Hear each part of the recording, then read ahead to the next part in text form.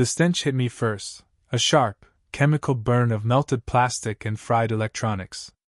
I'd just endured a grueling 24-hour shift as sheriff of Carver County, craving nothing more than to hug my son and crash into bed. Instead, I stepped into a nightmare. My 12-year-old son, Ethan, sat awkwardly on our living room couch, his fragile frame twisted without the support of his custom wheelchair. His face, blotchy from tears, held a bravery no kid with spina bifida should need.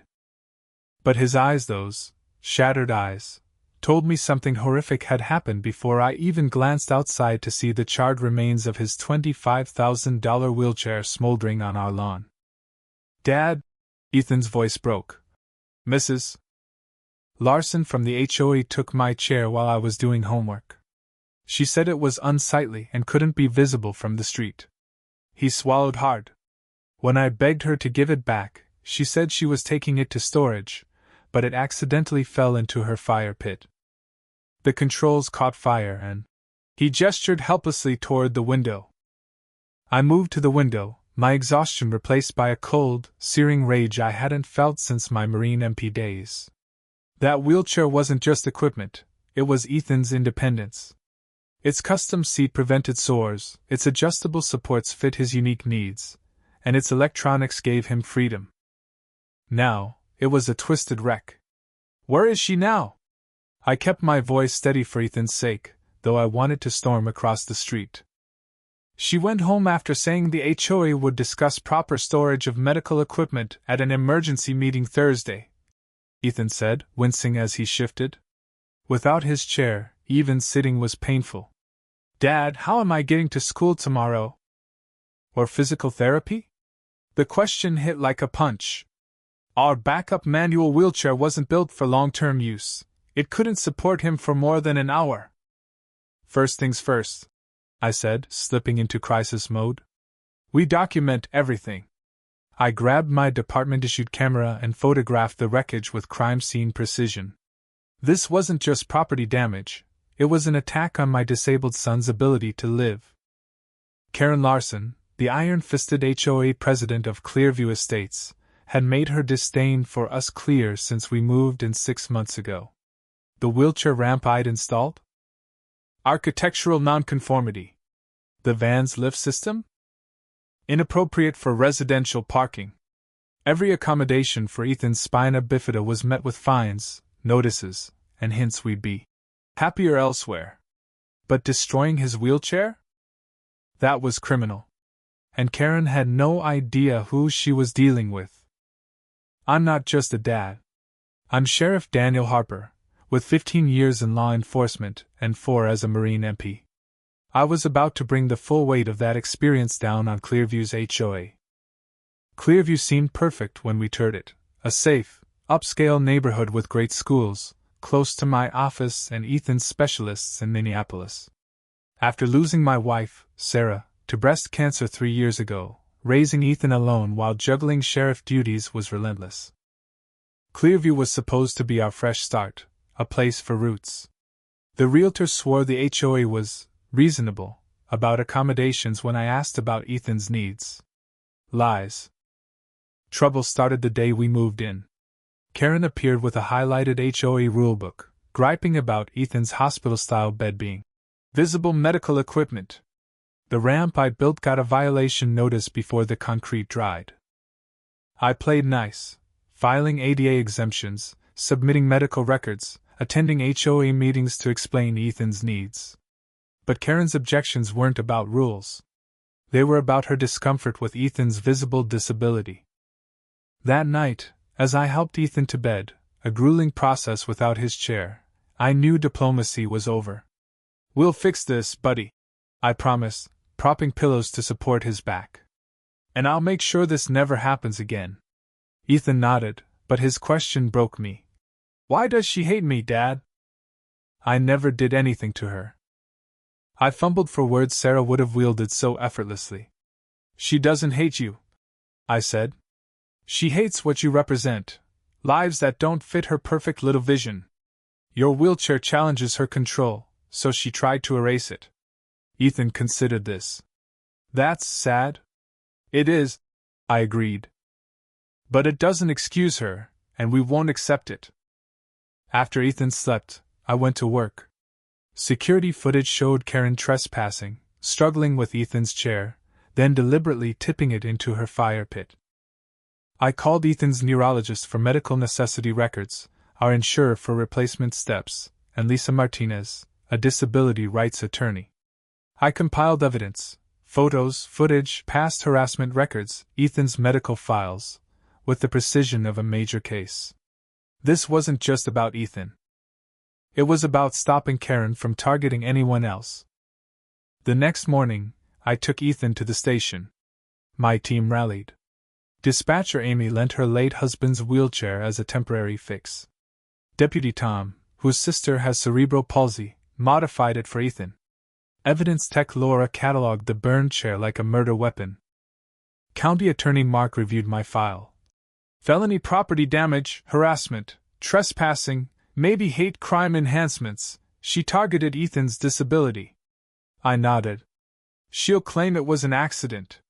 Mark replayed the footage. This shows intent. But you being the sheriff complicates things. It could look personal. Let state police handle it. I agreed, wanting transparency. I want every angle, criminal, civil, ADA complaints. For Ethan and anyone else she's hurt. Over the days, a pattern emerged. The Lopez family, whose son used a ventilator, left after noise complaints. Elderly Mrs. Carter was fined for her scooter until she moved to assisted living. The Gwynn family, whose daughter has autism, sold after being denied a sensory yard. Then I found Karen's tie to Summit Properties, a developer buying Clearview homes at low prices, often after disabled or elderly owners faced HOA pressure. Summit's investors? Karen and her husband, Greg. Thursday's emergency HOA meeting was packed. Ethan insisted on going. It's about me, Dad.